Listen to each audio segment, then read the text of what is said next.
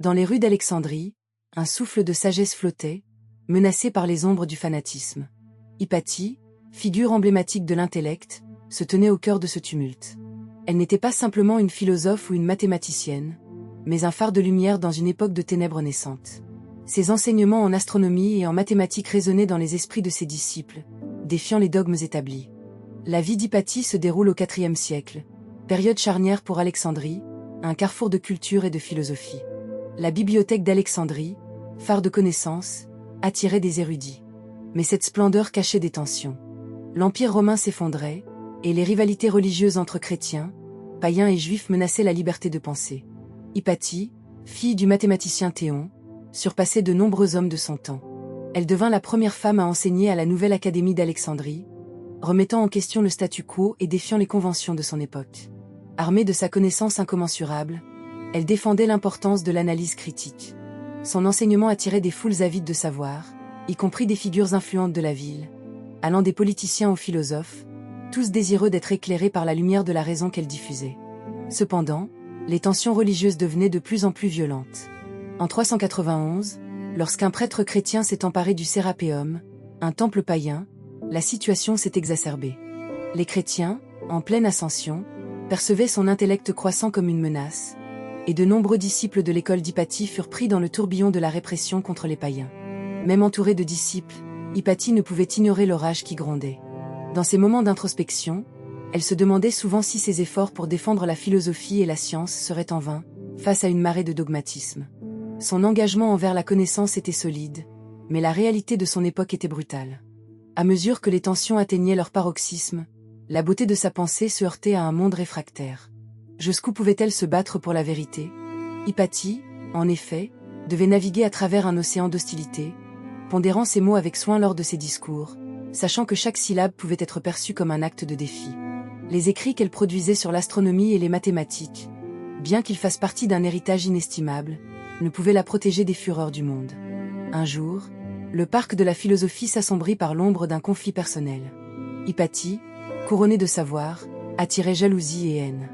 Les factions religieuses s'affrontaient avec une violence croissante, et les tensions entre chrétiens et païens se cristallisaient au sommet des conflits politiques. Les années 390 marquèrent le début d'une ère de frayeur pour elle.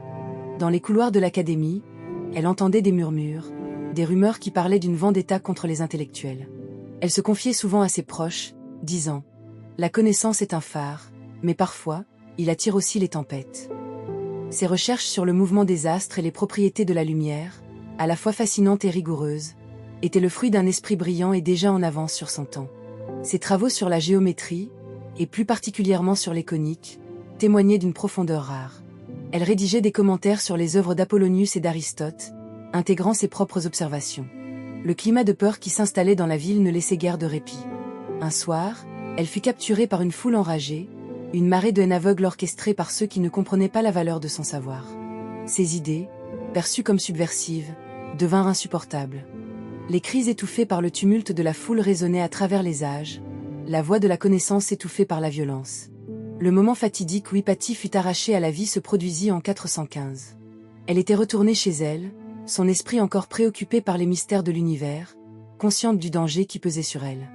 Même dans cet instant tragique, elle ne cessait de penser que la vérité devait triompher, que la connaissance était le véritable antidote à l'obscurantisme. Le corps sans vie d'Hypatie fut abandonné, son savoir et son esprit laissés à l'abandon. Ce meurtre symbolisait le triomphe de l'obscurantisme sur la lumière. Les jours qui suivirent son assassinat, Alexandrie s'éveilla dans une atmosphère de silence morne, chacun réalisant qu'une voix puissante avait été réduite au silence. Son meurtre ne fut pas seulement un assassinat, mais un assassinat d'idées. L'absence d'Hypatie se fit sentir comme une ombre sur la ville qui avait été sa maison. Pourtant, l'héritage d'Hypatie réside dans la flamme de sa quête de savoir qui brûle encore dans les cœurs des chercheurs. Elle demeure un symbole de la lutte contre l'ignorance, rappelant que la connaissance a un prix. Son nom continue d'inspirer ceux qui défient les dogmes et revendiquent leur droit à la compréhension de l'univers. Dans de nombreux débats académiques contemporains, on cite son exemple pour défendre la liberté d'expression et le besoin indispensable de questionner les certitudes établies. Hypatie, à travers son engagement envers la rationalité, enseignait l'importance d'une approche fondée sur la raison. Son discours, plein de passion, galvanisait l'esprit de ceux qui aspiraient à l'émancipation intellectuelle. Dans un monde qui, au cours des siècles, À osciller entre lumière et obscurité, elle devint le symbole d'une résistance face à la tyrannie de l'ignorance. Son insistance sur la nécessité de l'observation et de l'expérimentation résonne encore dans les démarches scientifiques modernes.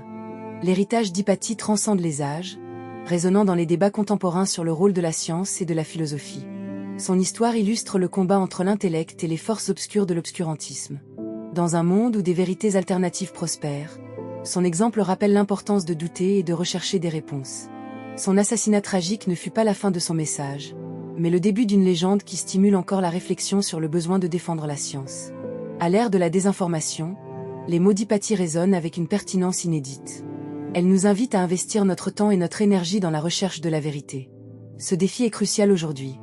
La bataille pour un savoir éclairé est un combat que chacun peut mener, que ce soit en s'instruisant ou en défendant la science. La voix d'Hypatie nous rappelle que chaque acte de questionnement est un pas vers la liberté intellectuelle. Son héritage est celui d'une audace intellectuelle, une audace que nous devons embrasser dans notre quête de compréhension. L'écho de ces mots nous invite à réfléchir à notre rôle dans le maintien de la lumière de la connaissance. Sommes-nous prêts à défendre cet héritage, à faire de notre vie un hommage à la lutte qu'Hypatie a menée?